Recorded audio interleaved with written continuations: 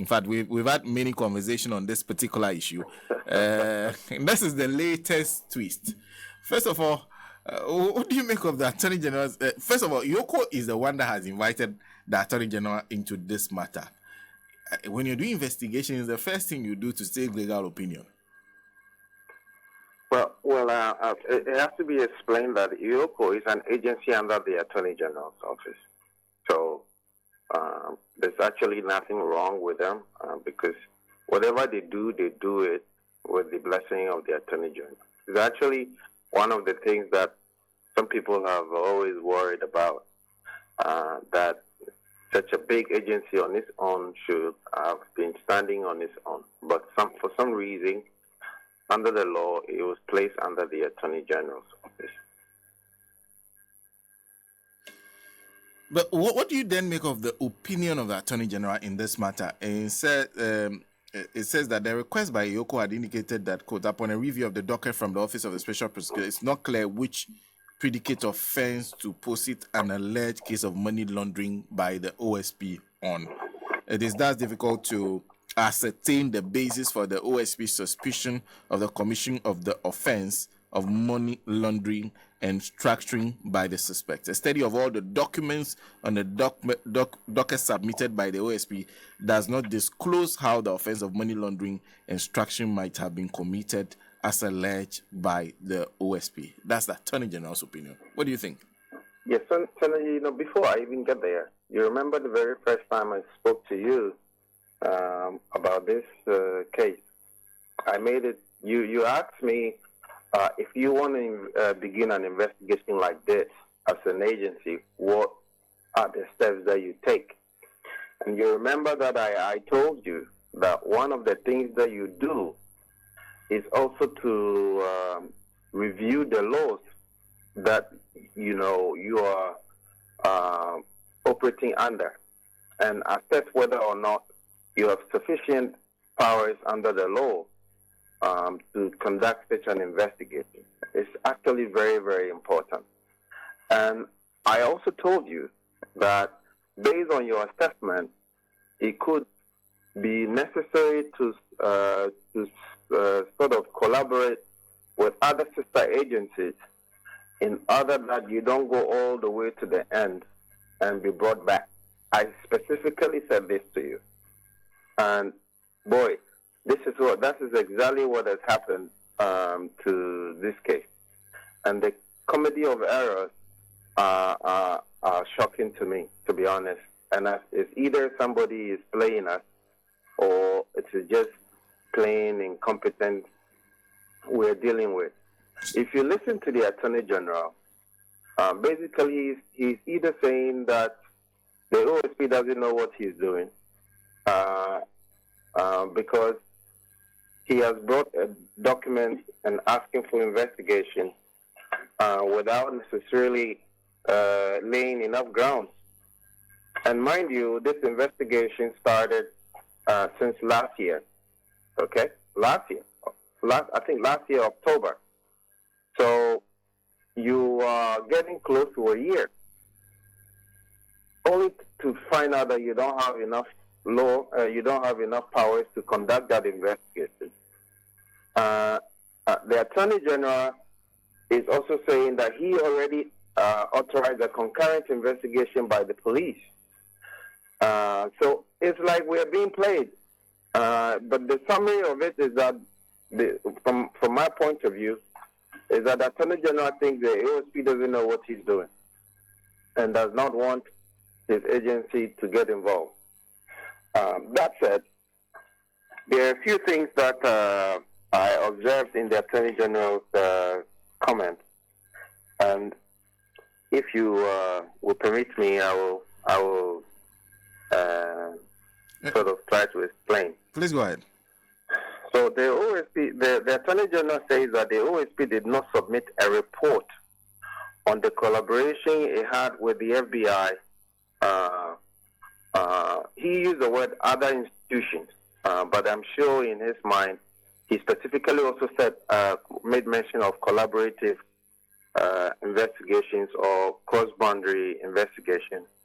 So he says that the OSP did not attach its report to the docket, and therefore they are unable to ascertain the basis upon which he suspects that the case that it is investigating is the case of money laundering.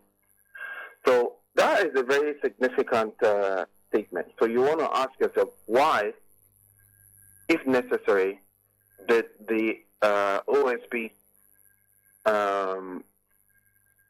withhold that particular information? Is it that the OSP does not know that that report is important if it actually exists?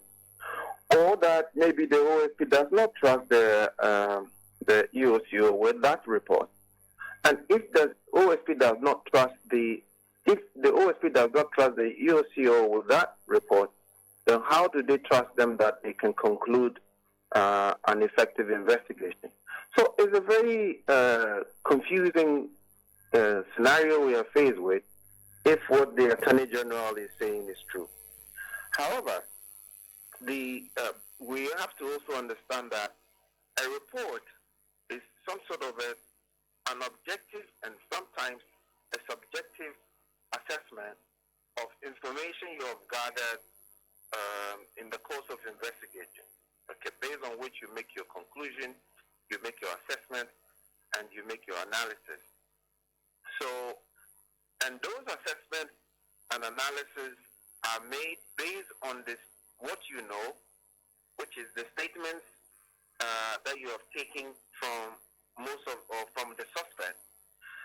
The Attorney General says that indeed the docket contains all the statements that were taken in the course of the investigation, which means that the statement taken from in this case you will call them suspects, are all in the docket. That is what forms the basis for a report. So it also contains letters written to banks and institutions like the CID. So naturally, when you write a letter to a bank, you're looking for bank information. By all means, the bank will respond. So did the OSP include that response to the Attorney General, or did he withhold that one as well? So, but my point is, you can also make your own conclusion based on the statements taken from the suspect, which are included in the docket, because it also says that the docket includes a diary of action. Okay, so at the end, you will know that before you take somebody's statement, you would have read to him one, that you are under investigation for possibly committing such and such an offense. And therefore, we have invited you here and we would like to take your statement. So you would have known the reasons why the statements were taken, and you would know the response from the suspect or the accused, and therefore you'll be able to make up your mind. On the issue about the collaboration between the FBI and the OSP, I don't know how that happened, but usually these kinds of collaborations are tied in by a lot of confidentiality and sometimes even an agreement. So I don't know whether that agreement forbids the OSP from transmitting that particular letter to the EOCO, but I wonder why, because this was a subject of a law enforcement investigating, and naturally it was going to go to the court, and it was going to be a matter of disclosure. So you look at what is going on, it looks to me that there is this comedy that is going on with the OSP.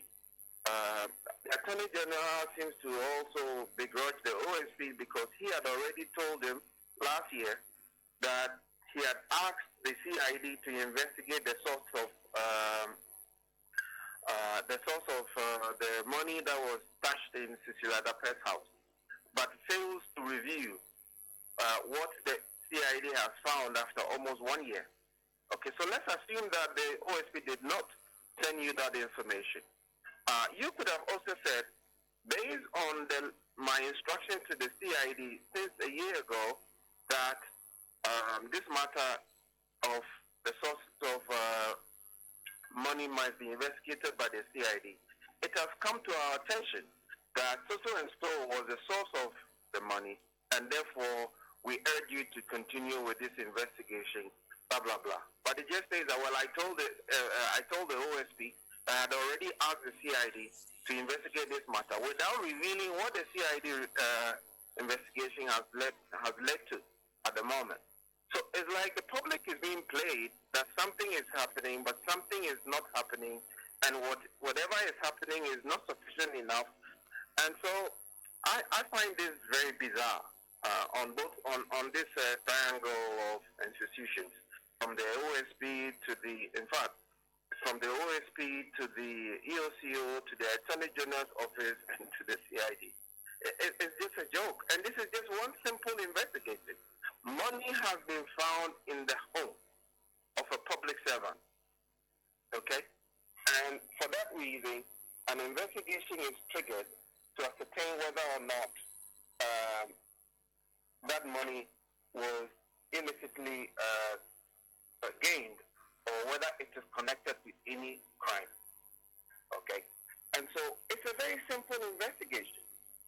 And if the OSP was minded by proper procedures, they would have known from the start that when somebody stashes money in his house, he is trying to avoid the system. And therefore, if you're going to investigate something like this, if you already believe that this was corruption related, then obviously that is a crime. And therefore, if it is a crime, it would have meant that that money is there for a purpose, and that money laundering was going to be a natural cause of this investigation. And that if you were minded by most of the best practices, you would have also noticed or assessed whether or not you needed other institutions to work with. Okay? So I find all these things so bizarre that we waste the taxpayers' money once again for almost, and this is not just the EOCO now, we're talking about the CID, we're talking about the AG's office, we're talking about the EOCO, and still we don't have any simple report in order to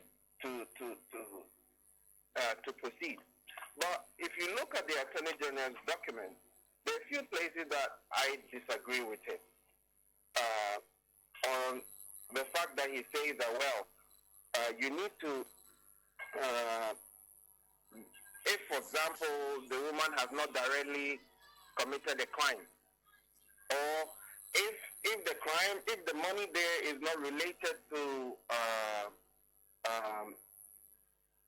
any illicit activity or whatever, then it means that you can't touch her for money laundering. But if you look at the law also talks about abetment. So you don't necessarily have to be the one who committed the offense, but if, for example, somebody sent money in the United States to you, and you know that this money is perhaps due to some illicit activity, and illicit activity is a very broad area. So if you found that in the person's house, or you received that money and intended to put it into other uses in the hope that that person would have evaded or completed an illicit activity, that also is an offense under the money laundering law, and the punishment is the same as it is. So I feel like we're just if you have a few minutes, you can go through the law quite a bit, but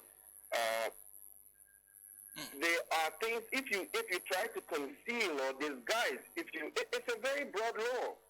So it is not necessarily, if, for example, you have unexplained wealth, okay, I find $1 million in your house, stashed, relaxing in your bedroom, and you cannot account for it. I don't need to prove to you that you've committed a crime, okay? But you cannot account for it. Anybody who has legitimate money can account for it. I sold the house. I put $200 million in the house. After I sold it, I made $250 million. Okay, and then the question is, but how did you have money to build $200 million house? Then the investigation can go and go and go all the way to the end. So the spirit of the law is that if you have wealth that you cannot explain, nobody needs to prove that you committed a crime. The fact that you cannot explain it means that you have laundered the money. Okay, and you are guilty of the offense of money laundering. So it is not that he didn't make a case of corruption or corruption-related offenses. Corruption is defined by the law, okay, and it's a very narrow crime as far as the law is concerned.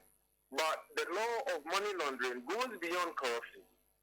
It also goes beyond directly committing or getting involved in a crime. It deals with abetment. It deals with things that you yourself cannot explain. So the burden of proof of the OSP or the EOCO does not have to prove that you've committed an offense, a crime.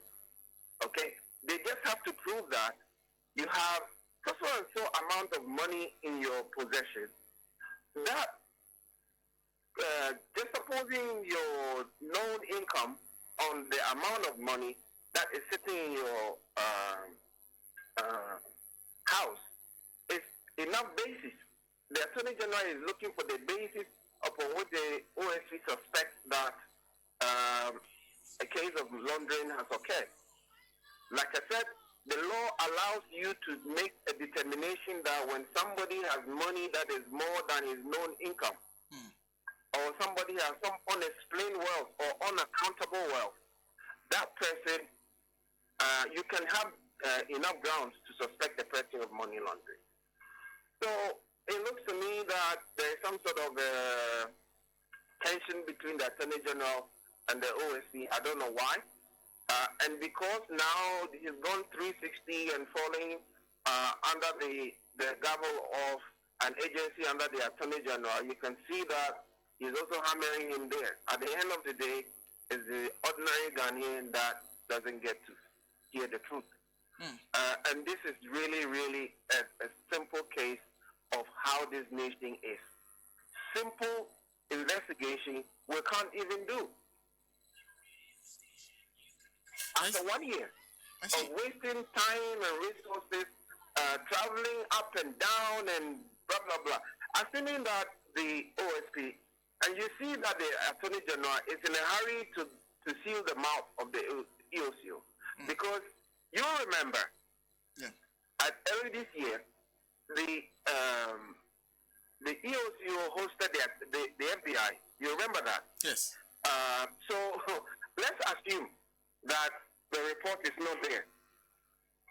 That the OSC, because the Attorney General also says that the EOCO indicated that they wrote to the OSC to furnish them with their report, but they have not been responsive, refused or failed. So, considering that you already have a relationship with the FBI, if you really want to do this, you would have said, oh, listen, we know that you were doing an investigation with our sister agency. We are now being asked to continue that investigation because it borders on the laws that that empowers us to look into certain aspects of this case. We have asked our sister agency for a copy of the report, which has not yet been delivered to us. However, we will be considering the relationship we are building in the hope of fostering collaboration. Could you furnish us with the information that you may have shared with the OSP? That could have been done. Okay. Everybody is in a hurry to close this case. Is what I see. So a simple request. And I think it's really, really unfortunate. So a simple request from the OSP saying that we want to see the report, which forms the basis for your referral, would have been good enough. Pardon me? A simple request to the OSP saying we want to see a report that forms the basis of your reference to the EOCO should be good enough. No, so you mean a simple request from the EOCO to the FBI? Yes. Is that what you're saying? No. So the suggestion by the Attorney General is that they've not attached a report explaining the reason they have reached the conclusion that this is money laundering or money laundering related activity. That should that not be the basis of anything, that they actually ask the OSP, send us a report? If you look at it, the EOCO complained to the Attorney General that they actually wrote to the OSP to furnish them with their report, and that the OSP has been unable, failed, or refused to give them that report. Okay? The Attorney General then goes on to say that because the OSP has not given you their report, because he has not shared the details of their cross-boundary and investigation with you, you do not have basis to understand his basis for suspecting that Madam Dapaah is engaged in money laundering. That's what the Attorney General is saying. And my saying is, my argument is that, one, under the law, somebody who earns a specific amount of money every month and has money stashed in her house way above her known income, any agency has enough basis to suspect that person of money laundering. Okay. And then that person can then now try to justify. So if you're looking for the basis upon which the OSC suspects the Madame Dapaah of engaging in money laundering, it is that you don't need to have connected her to a specific crime. You can actually connect her to money laundering by even abetting, because you realize that the OSP indicated that some of the money came from the United States. Was that person has that person committed a crime which he is trying to hide, for which reason the money was sent to Madame Cecilia Dapaah? If that is the case, that is abetment. That is under the money laundering law. It carries the same penalty. And that person, Madame Dapaah, could then be suspected or accused of money laundering. If for any reason Madame Dapaah has money in her possession or any property in her possession which she cannot properly account for, considering her income and expenditure, that is enough basis to suspect her and begin a money laundering investigation. So I do not know why the Attorney General specifically wants to see the report of the OSP before the money laundering investigation can start. In any case, I've told you that a report is either an objective or subjective assessment of information you have collected. That information is all contained in the docket that has been sent to the EOCO. And that was where I was coming to. I was wondering, because of what you said, the diary of action was available to them. The primary information that formed the basis of the compilation of that report, if we've given it to you, do you need the report again? Is that not good enough for them to proceed? That's what I'm saying. Even based, look, let me tell you, the EOCO does not even need any information.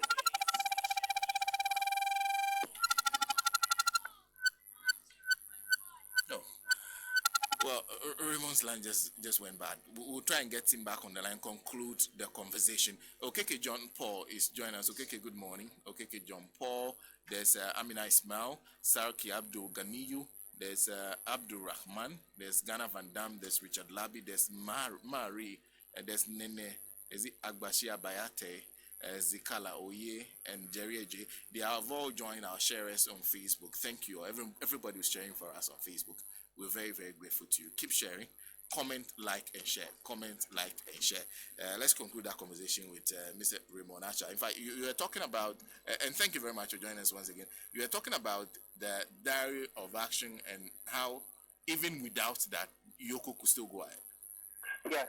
So you see, EOCO is not like a schoolboy that needs to be told, this is what you have to do, this is what you don't have to do.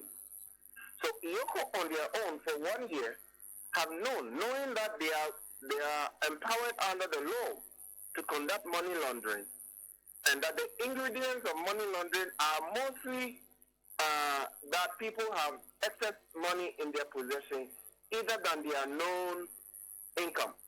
Okay, and I use the word known income because Madame Dapaah is a public servant, and so her income is known. So assuming that a newspaper isn't reported, and remember that this OSP investigation was all kicked by a newspaper report, okay, that I think it was in the Chronicle, that some people were being arraigned in court for stealing a certain amount of money from the woman, and that they had managed to build a home, a house, and bought cars with that money that was sitting in the woman's house. So if OSP then kicked in based on the news report. Now, what was EOCO doing? They had what? They had cotton buds in their ears. They could have begun their own investigation based on the same newspaper report or information that they became aware of. So this whole thing that because the OSP has sent it to us, the OSP must do all the investigation and give it to us. You have enough basis to begin your own investigation, even since last year. Okay? So I don't get the point. Like I'm saying, we are being played. It's either we are being played or there's like an extreme incompetence on the part of these agencies going on. EOCO does not need any subjective or objective report from the OSP based on the information that is even publicly available. Because, mind you, like I said, OSP began this investigation based on publicly available information. See, why has the EOCO sat down quietly for almost 1 year? And now that it's been brought to their attention, they are still saying, see that with this, see that with that, give us this, give us that. If every agency waits for another agency to feed them with everything, then what are they supposed to do? Nothing. So I don't get it. I'm a little confused about these committees because it looks to me, like I told you, if you look at the tone of the Attorney General's letter, it's as if he has the opportunity to get back at the OSP because he had told him that he had already forwarded the aspect about the sources of money in the woman's house to the police. And therefore, there was no need for him to continue with that.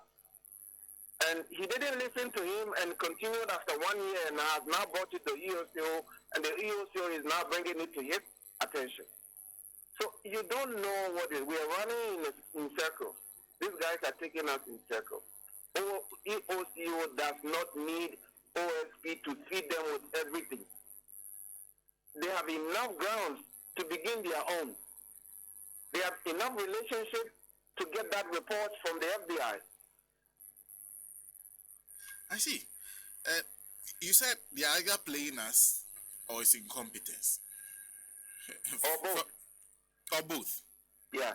Or that they are incompetently playing us. From a reading of everything, which one would you go for? You know, from the reading of everything, I feel like the OSP wants to run away from the investigation because he's frustrated at the court. And I know he's a lawyer. Remember I told you, the fact that somebody is a lawyer doesn't mean he'll be a good investigator. Okay? So you see that he's struggling at the court in respect of this. Some people say corruption fighting back. Some people say incompetence before the law.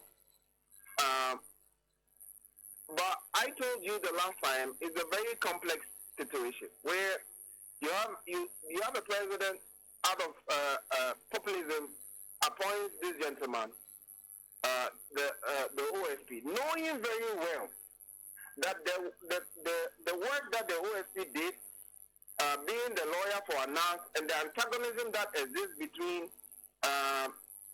the OSP and his clients and the judiciary will make his work very difficult. If the president is sophisticated enough, then I would say that he was deliberate, knowing very well that this will never go anywhere. Let's appoint him anyway. Okay, that's one. Then you can see that there's tension between the OSP and the government. Okay? It appears that they want certain cases investigated and not others not investigated. And then you see the shambolic investigation he did in respect of the vice president and Edubuahin's investigation.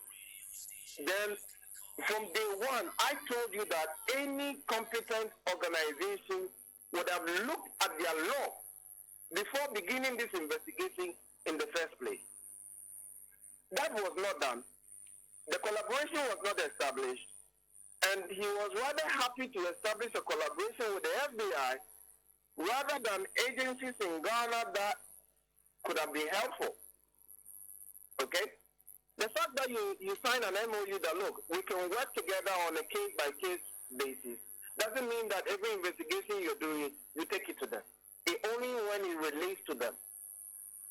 So we have gone to the United States, traveled there I don't know how many times, only to come back after 1 year to tell us that I'm going to EOCO. And the Office of Special Prosecutor knows that the EOCO is under the Office of the Attorney General. So if Attorney General already had issues with you, you bet this case can't go past them to the court. So you can see the comedy we are dealing with here. I see. Clear comedy. I see. Now, okay. So for me, it's either these guys are so incompetent and they are playing us, or they are incompetently playing us. Because you can see through, right? If they are competent, you will not be able. You'll be so sophisticated you can't read through. But you can see through from beginning to end now that this is a comedy. I see. Okay. Do you expect, and this is finally, do you expect this investigation from any of the institutions to come to any justifiable conclusion? No. Not from the police, not from EOCO, not from OSP. Because you see, we have the police, yet we passed the OSP law. And we passed the OSP law specifically because of the difficulties we have had with the police as far as issues of this are concerned. But look at the structure. You have a situation where the Inspector General of Police is directly appointed by the President, okay, and works under his command. You have a situation where the Inspector of Police falls under the Ministry of Interior, okay, and falls under the command of the Minister for Interior. You have a situation where the Police Council is chaired by the Vice President, and therefore is subject to the authority of the Vice President. So, if you take a case to the police, I'm not saying that the police cannot do an independent work, but we are talking about high stakes here, okay? High profile stuff that involve the political elite that heads the architecture that controls the police service. So, we passed the OSP law specifically because the architecture we have will not allow the police the semblance of an independence to conduct this high-stake investigation. That's why we set up the OSP. So if the OSP now have to take cases, and then we set up the EOCO. We set up the EOCO and placed it under the Attorney General. And the Attorney General is part of the executive. and is part of the political elite and is an appointee directly from the president.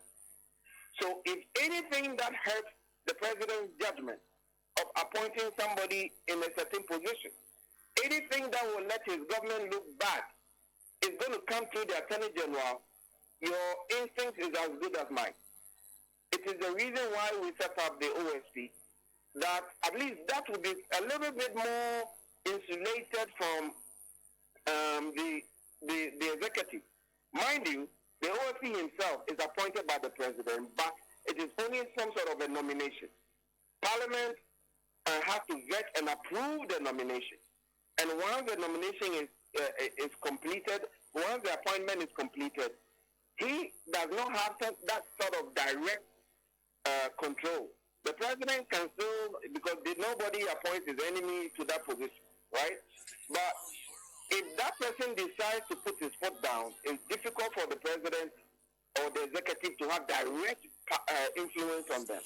So we passed this law specifically because of, to avoid these situations.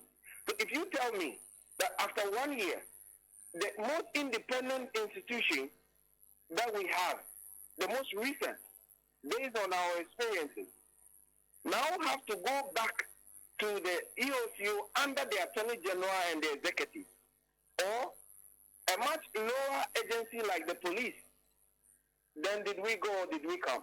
Is the basis why I think nothing will happen. Thank you. Unless pressure is put very heavily on this government, and I don't see that pressure coming from anywhere. Thank you. Thank you very much for speaking to us. Thank you.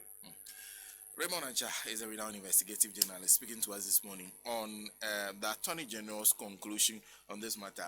So this is the Attorney General, Godfred Yeboah Dame. He concludes that on the matter of Cecilia Dapaah and over